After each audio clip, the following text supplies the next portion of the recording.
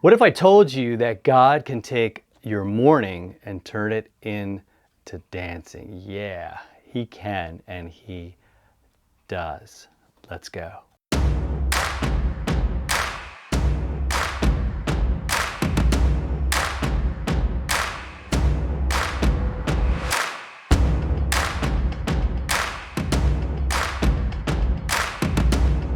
Hey, welcome to the Follow Through. I'm Pastor Fred, and today, and really all week, we're going to talk about this amazing victory over death. Jesus has saved us from death.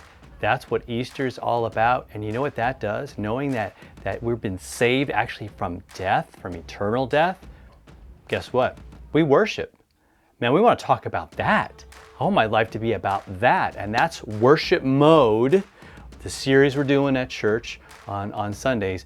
But we're following through with it all week long, this idea that we're saved from death. Look at Jeremiah, and this is before Jesus was here, before He suffered and died, and before He rose and all of that. The prophet Jeremiah, again, talking to people who were kind of in a bad situation, dark times, and the people were kind of going to be experiencing the judgment of God because they weren't worshiping God. They weren't trusting in Him. They were trusting in everything else.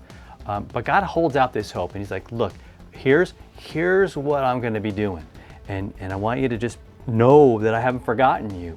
So Jeremiah 31:13, He says, "Then shall the young women rejoice in the dance, and the young men and the old shall be merry. I will turn their mourning into joy. I will comfort them and give them gladness for sorrow." Isn't that awesome? He's going to comfort us, give them gladness for sorrow, right? So again, it doesn't sugarcoat reality. Things are bad. Death is real. And that darkness that comes with it is there. So He's not trying to just say, oh, that's not real, and don't even let it bother you. Or to even say like it's okay. It's not. It's horrible. But God's done something about it to the extent that mourning could turn into actual dancing. That all of those things, right? Again, why? Because He comforts us. And even in our sorrow, we can have this gladness. And what that is it's just deeper than being smiling because of a funny meme or a video or something. No, because that little bit of joy, that little spark, it's cool, it's fun, right? A cat video, some of them are pretty awesome and funny. But how long does that joy last? See, that's the problem. Just long enough until the next bad thing happens, or even something slightly irritating.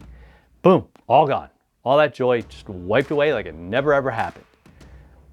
But what God does, this is incredible. It does almost what feels like impossibility. Because when you're in the thick of all of that, you just feel like, man, I'm stuck. I don't know where. But God wants you stuck in and staying in worship mode, trusting Him, having this deep, abiding love for Him and passion. Why? Because He has a perfect and an amazing commitment to you, a faithfulness to you, a love for you.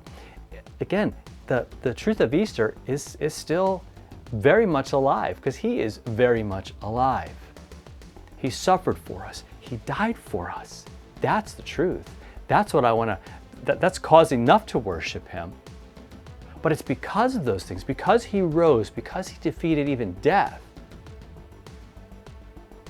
we can look at death and let it have all of its darkness and all of its brooding, gloom and doom and all of that.